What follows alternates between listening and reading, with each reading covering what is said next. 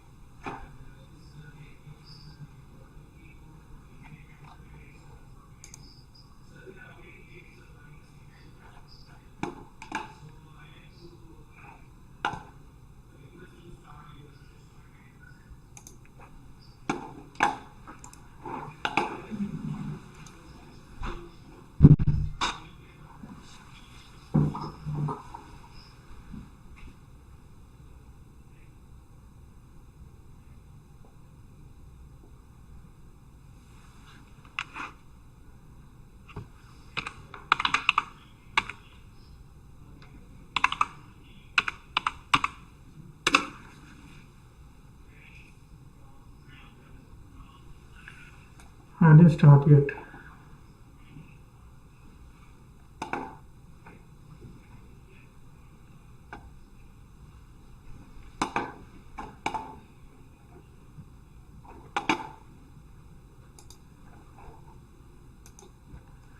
Okay, good afternoon everyone. Today this class is about revision of gram-negative bacilli, GNBs. You have already got the class on the basic things of all GNBs. And now can you hear?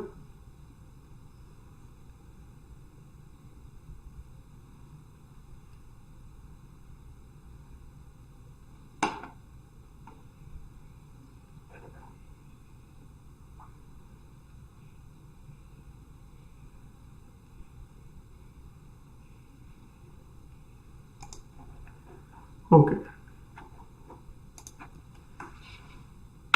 So I'm just revising the whole of the gram-negative bacilli in the organisms that are of clinical importance. Coming to the definition of Enterobacteriaceae, as we have already discussed about this. So basically these are gram-negative rods. Most of the habitat is intestinal tracts of human beings and animals. These gram-negative organisms are present everywhere, many of which are the commensal organisms, environmental contaminants. What we discuss here is more about the clinically important gram-negative bacilli. To define them, they state gram-negative stain. They are aerobes and facultative anaerobes. They are motile or non-motile. If motile, they have a peritracheous flagella. They grow well on McConkey agar, and biochemically these GNBs, particularly the Enterobacteriaceae, they are defined with particular biochemical tests that show positive. Mainly they are the catalase positive, oxidase negative, and reduction of nitrates to nitrate is a very important prerequisite that defines the Enterobacteriaceae. They ferment glucose. They produce with or without production of gas. The GC content of this Enterobacteriaceae family is 39 to 59%.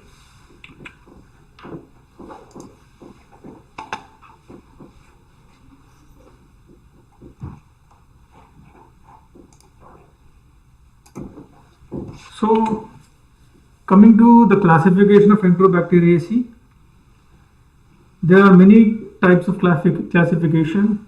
If you see here, this is a basic classification depending upon the oxygen requirement of the gram-negative bacilli. They are according to the aerobes, facultative anaerobes, and microaerophilic. Example of strict aerobe is pseudomonas.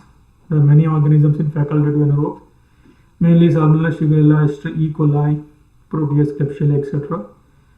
And anaerobic organisms are Bacteroides, Fusobacterium, Prevotella, and microaerophilic organisms are example being the Campylobacter. The other type of classification is dividing them into lactose fermenting and non-lactose fermenting colonies. Here the lactose fermenting colonies show pink color in a medium like McConkey agar, where the examples are being E. coli, Citrobacter, Klebsiella, Enterobacter, etc. The non-lactose fermenting organisms are they are colorless, or the colony will be colorless, or they take the color of the media. Here the media is McConkey. Here after incubation it has gone slightly discolored. Okay, the organisms are mainly the colorless organisms. The examples are being Salmonella, Shigella, and Proteus. So this classification of Enterobacteriaceae here, what you are seeing is called as AIIMS classification, which is the latest classification, which divides the family Enterobacteriaceae into tribes, genus, and species.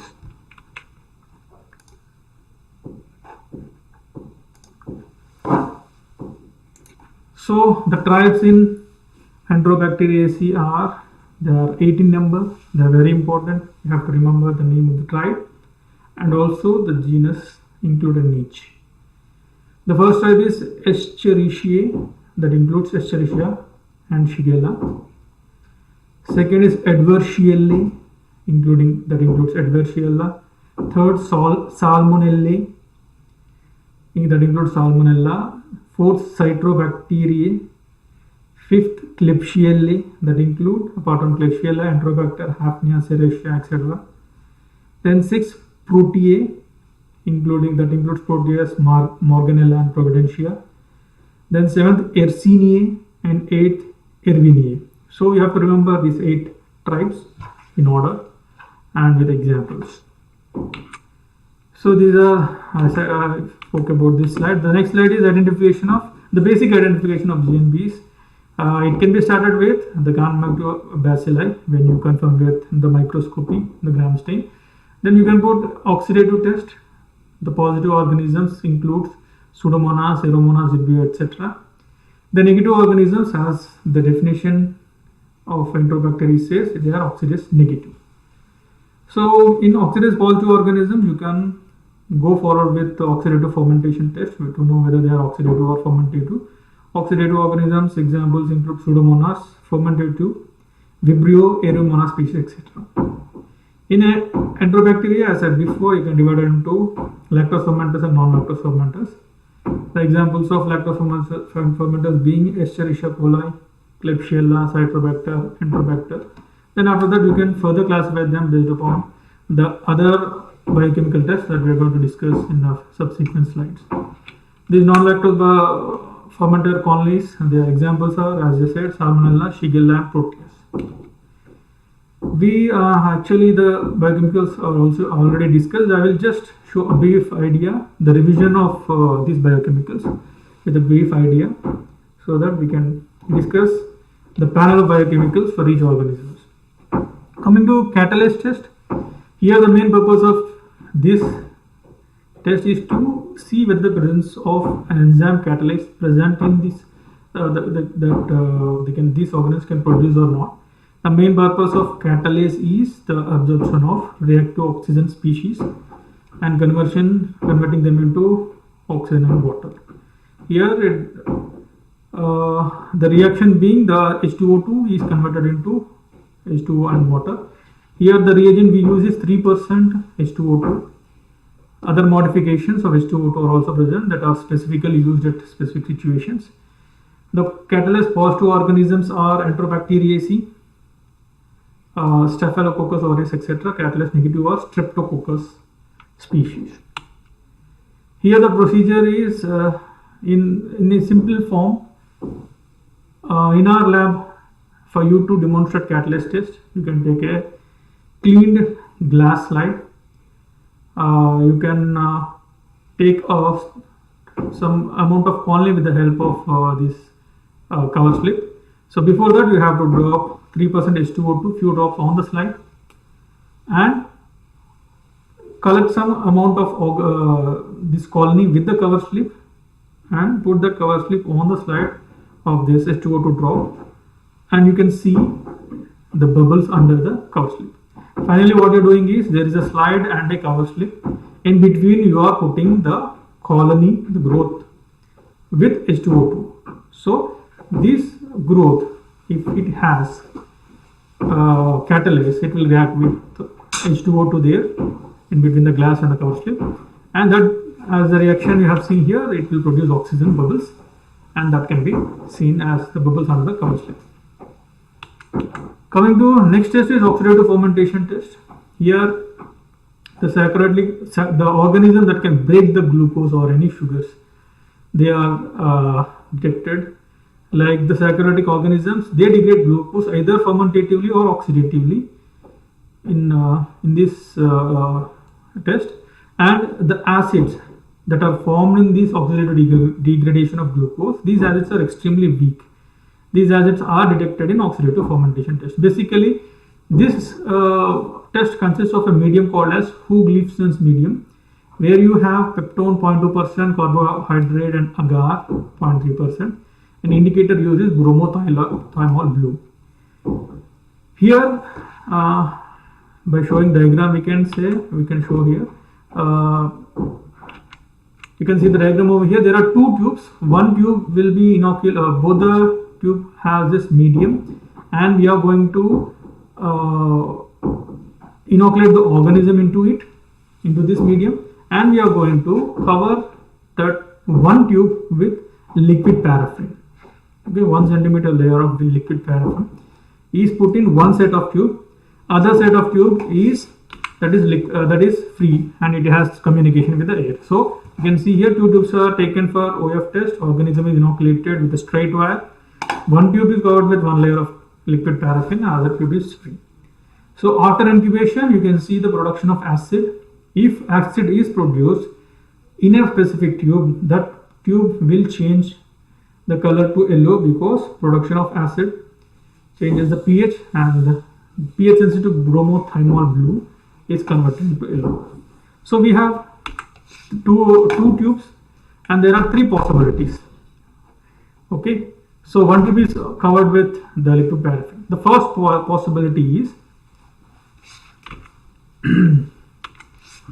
if one tube is yellow in color, that is represent the production of acid, the other tube is green in color. This implies the organism that is inoculated in this set of tubes, it can ferment in the presence of oxygen, but it can't ferment or it can't show metabolism of the glucose in the absence of oxygen. Absence of oxygen is made by this sealing with this paraffin. So this organism can metabolize or produce acid only in presence of oxygen, but not in the absence of oxygen. So the examples of these organisms are called oxidative organism, and this metabolism is shown by Pseudomonas aeruginosa. The second example being the organism is inoculated into this set of tubes. In both the tubes, the acid is formed in the presence of oxygen or in the absence of oxygen. Also, the metabolism is seen, represented by yellow color. So these organisms are called fermentative organisms. In fact, we can call them as facultative because they can grow both in and absence and the presence and also in the absence of oxygen.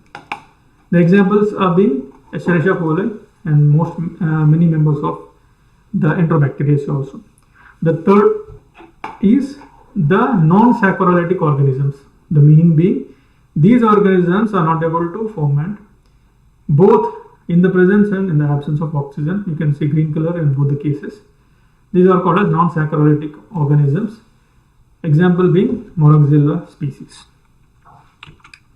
The next biochemical test is urease test. We are going to just see the presence of urease enzyme, whether the organisms are producing this enzyme or not, and the ability of this enzyme to split urea into and liberate ammonia.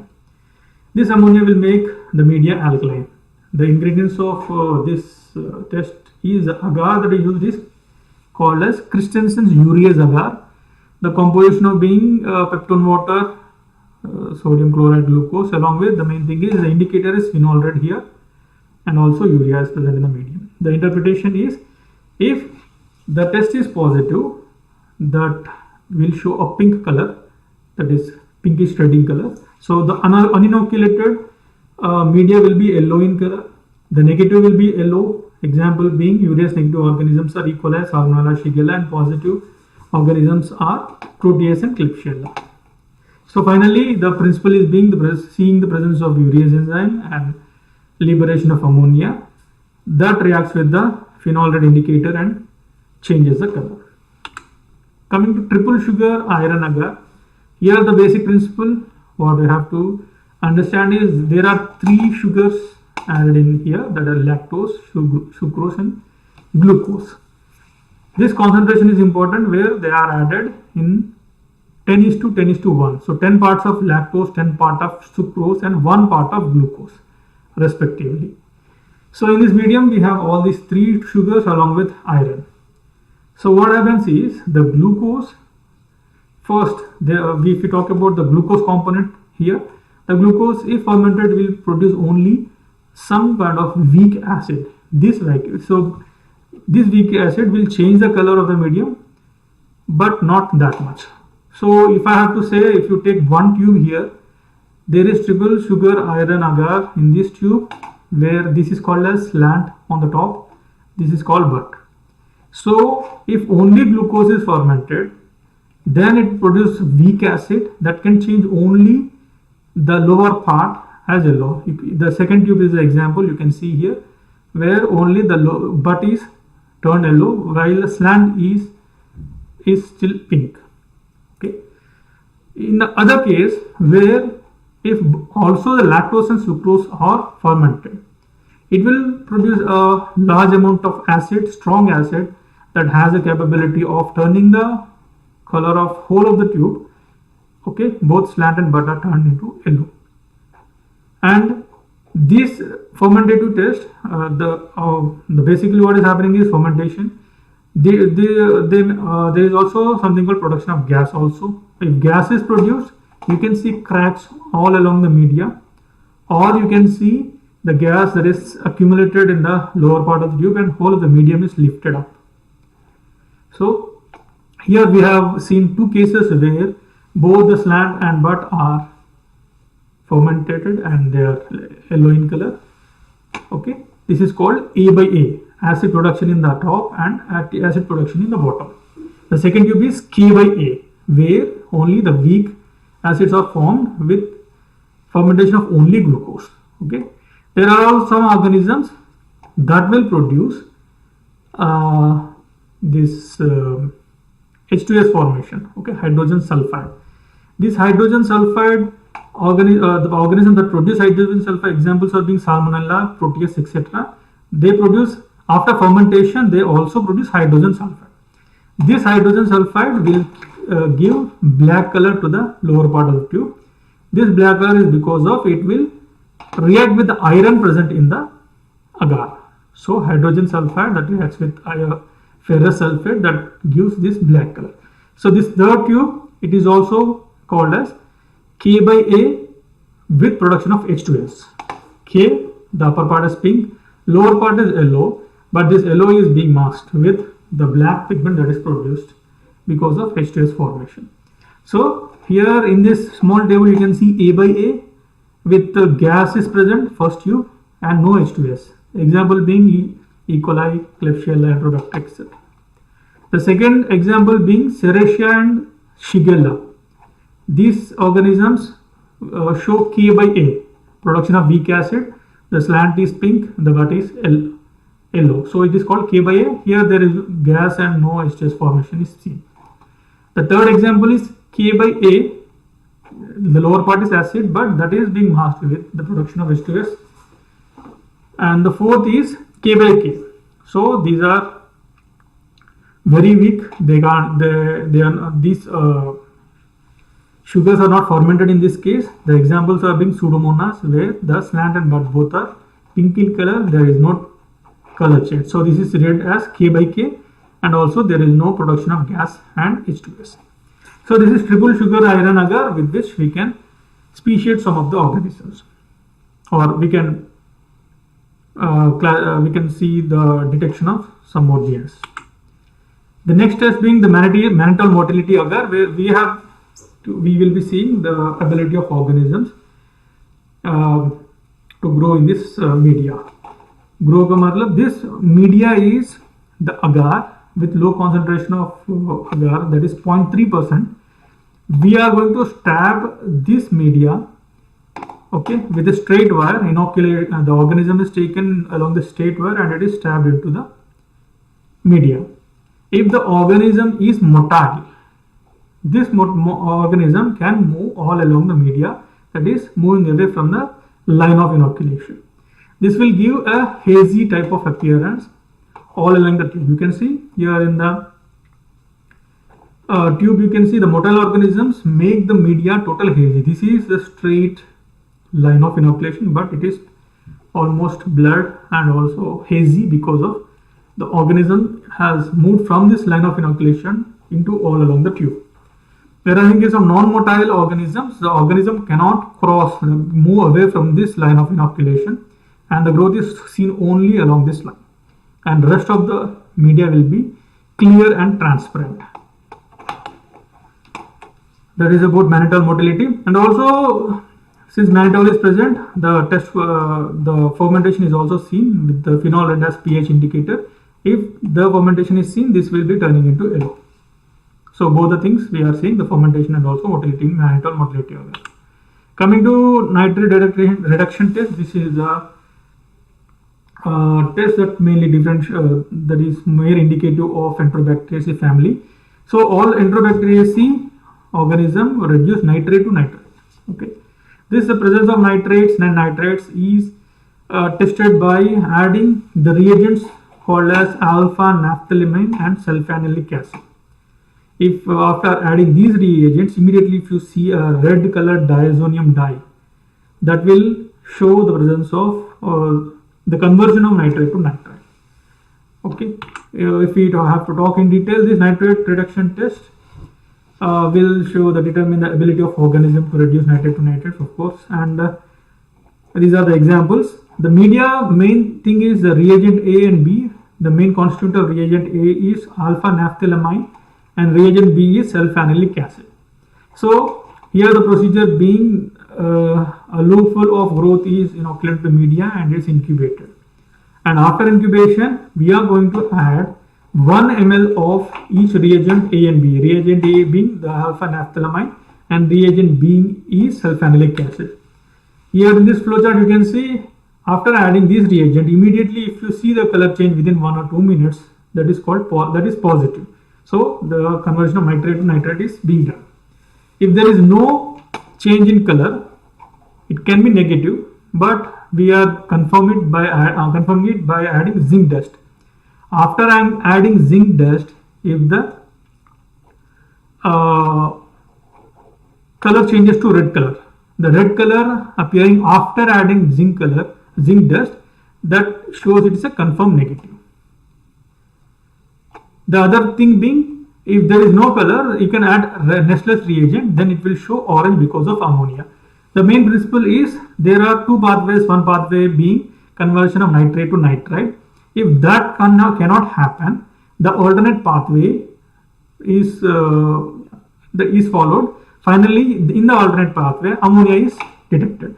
So, if it is negative, we are detecting ammonia with these color changes to finally consider it as negative. So, we are confirming the negative of this nitrate reduction test. To repeat, the overnight incubated organism, the media, is being added with the reagent A and B, that is 1 and 2. And immediately if you see the color, that is brick red color, then it is positive. This positive indicates the conversion of nitrates to nitrates has happened. If there is no color change, we are going to confirm it as negative by adding two other indicators which show different colors. One reagent being the zinc dust that shows red color, and that if red color is seen after adding zinc dust, it is confirmed negative. After that, if there is no color, we can add Nestle's reagent that shows orange color. So both these things denote the presence of ammonia. That says nitrate to nitrate conversion didn't happen. Instead, ammonia production has happened. Coming to indole test, the ability of organisms to split the tryptophan to form the compound indole. So the enzyme being tryptophanase, the presence of this is detected in this indole test. So here the media being the tryptophan broth with two types of reagent, previously Kovacs reagent, now Ehrlich's reagent. Here basically we are going to take a broth, overnight incubated broth, where we have organism in it. We are going to add xylene, that is first reagent, to it, and we are going to shake vigorously. Okay, then after that we are going to add 0.5 ml of Ehrlich reagent. After adding this reagent, you will see a pink color indole ring on the top here. Okay, this is normal level. We are going to see here a pink color indole ring. So this is indole positive. So the constituent of Ehrlich reagent is, you have to remember here, it constitutes absolute ethyl alcohol, para dimethyl aminobenzaldehyde and concentrated HCl. This question can be asked. Ehrlich reagent constituent.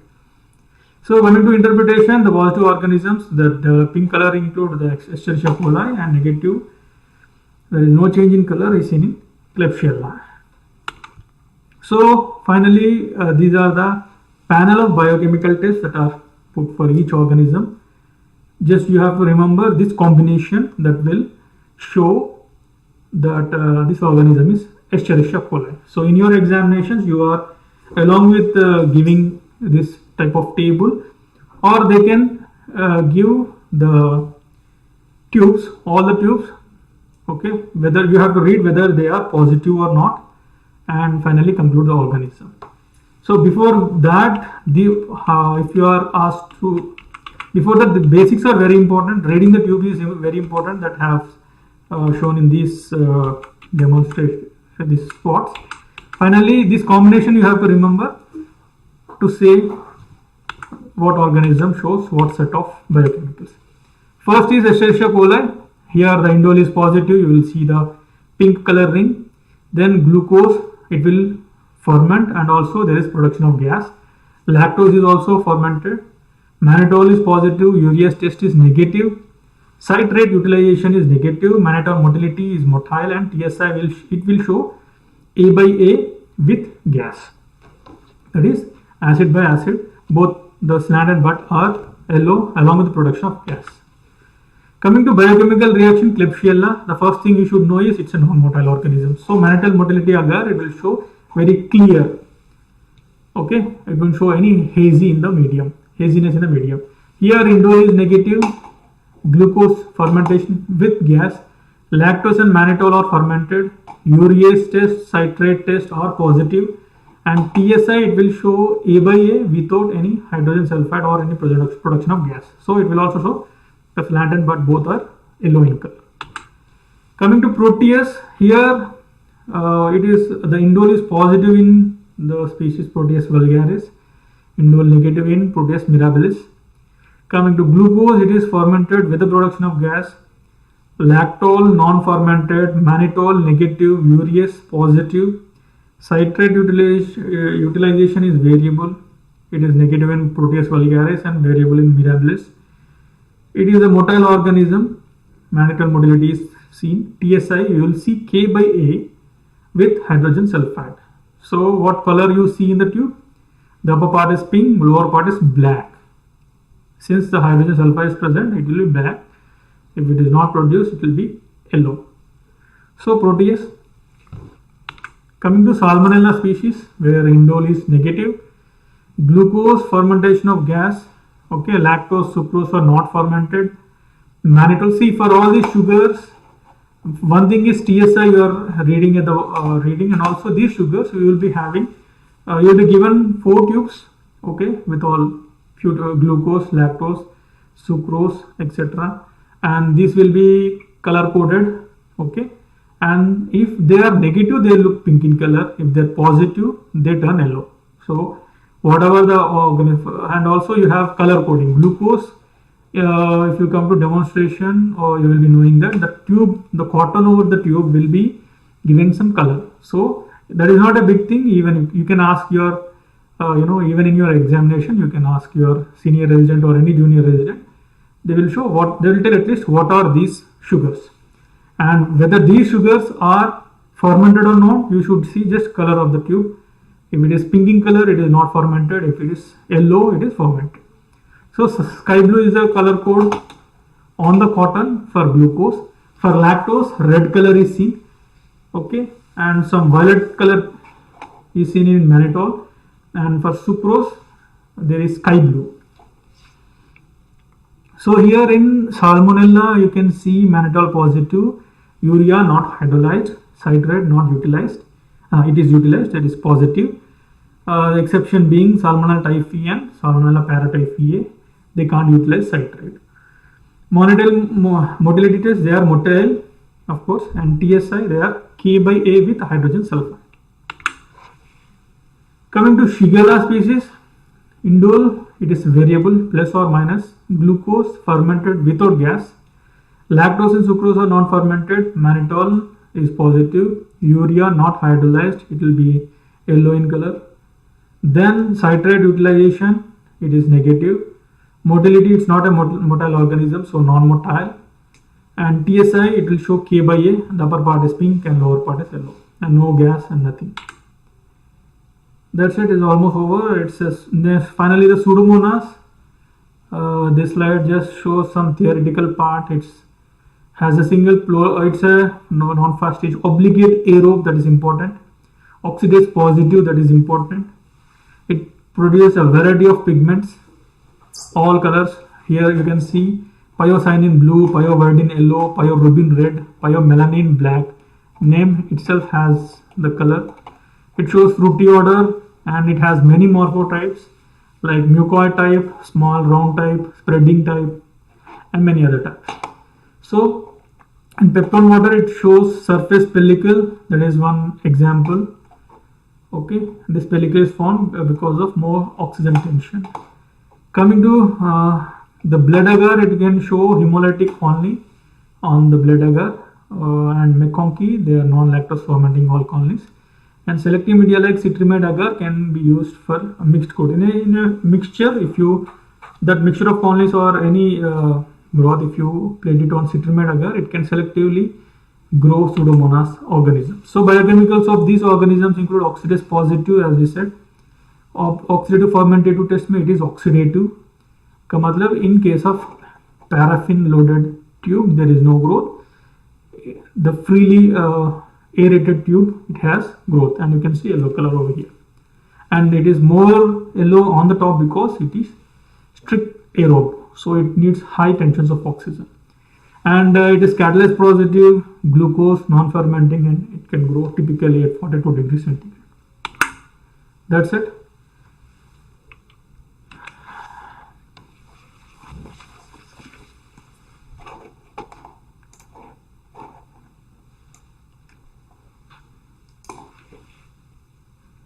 So if anyone is left for attendance, type it fast.